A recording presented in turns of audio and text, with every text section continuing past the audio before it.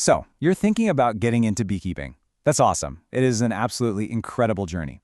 But you should know it's not just a summer hobby. It's a full year-round commitment.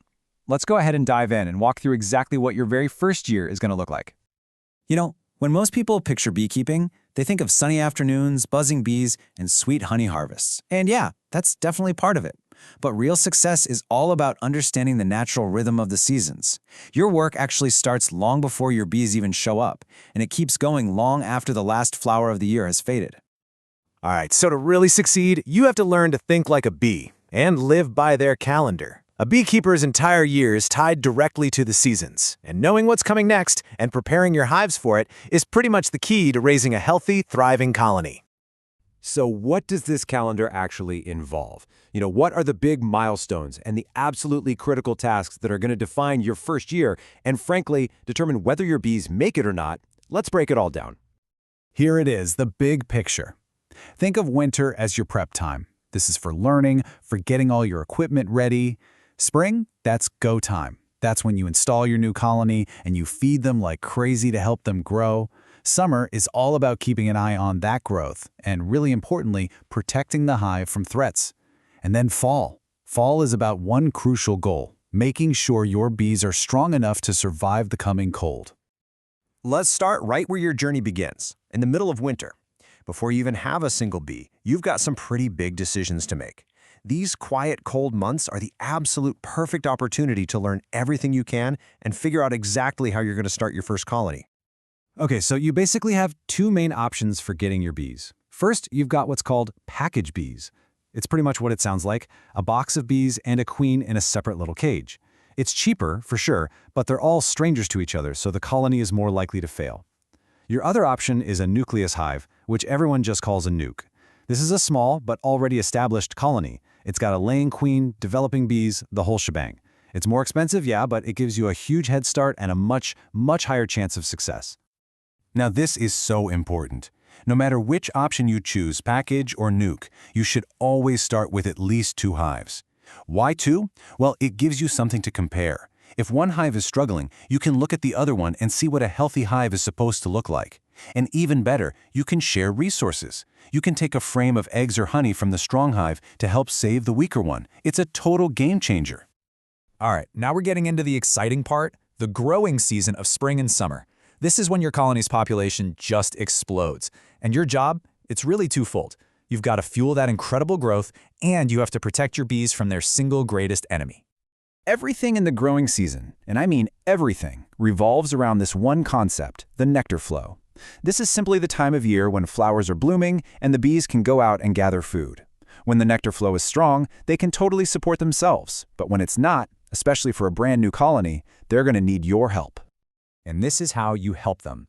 By feeding a new colony sugar syrup, you're basically freeing them up from having to go out and forage. Instead, they can focus all that energy on raising their young and, most importantly, producing beeswax to build out the comb, those hexagonal cells that are going to be their home. You basically want to feed them as much as they'll take until that first big hive box is completely built out. But feeding is a bit of an art. As this quote says, the bees can only build comb on warm frames. Now this is really key. See, if you overfeed them, they'll just store all that syrup right in the middle of the nest. That blocks the queen from laying her eggs, and it can actually chill the developing bees. The goal is to feed them just enough so that they're building fresh new wax at the edges of their cluster, expanding outwards nice and naturally.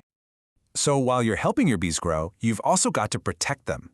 And in modern beekeeping, there is no greater challenge than this tiny little parasite, the Varroa destructor mite. It is, without a doubt, the single biggest threat to your colony's health and its survival. So what exactly do these things do? Well, Varroa mites are just devastating. They attach to baby bees in their cells, feeding on them and making them weaker. But the real damage, they transmit a whole cocktail of nasty viruses. Bees hatch out with deformed wings. They have shortened lifespans. And if you don't manage the mite levels in your hive, those viruses will eventually overwhelm the colony and it will just collapse. This timeline right here shows the race you're up against. See, mite populations just explode in late summer, usually peaking in August. This is happening at the exact same time your queen is laying the eggs that will become those special, long-lived winter bees. These are the bees that have to survive for months to keep the colony going. If they're born sick and weak from mites and viruses, your colony is not going to make it through winter. It's that simple. You have to get the mites under control before these critical bees are born. And that brings us to the ultimate goal, the whole point of your entire first year. It's not about honey, it's about survival. Successfully getting your colony through its very first winter, that is your measure of success. Everything you've done all year long leads right to this moment. So, as fall rolls in, this is your final checklist. You need a strong queen, a healthy population of those winter bees we just talked about, and, of course, enough honey stored up to last them all the way until spring. You also need to make sure the hive has good ventilation to deal with moisture, that it's protected from harsh winds, and that you've put a mouse guard on the entrance to stop any rodents from looking for a warm, sweet-smelling winter home. Of course, we have to talk about the sweet reward. After all this work, you're probably wondering about the one thing that got you interested in beekeeping in the first place, right? This is it, the #1 question from every single new beekeeper. When do I finally get to harvest my own honey? And you know what? It's a totally fair question. But the answer? Well, it often surprises people. And here is that surprising answer. In your first year, the bees need every single drop of honey they make. It's not extra for them, it's the fuel they need to generate heat and survive the winter. Taking it is just a recipe for disaster. The real sustainable harvest, that almost always begins in year 2, once the colony is fully established and has some resources to spare. So there you have it, a complete roadmap for your first year. From winter prep to spring growth, all those summer dangers, and that critical fall focus on survival.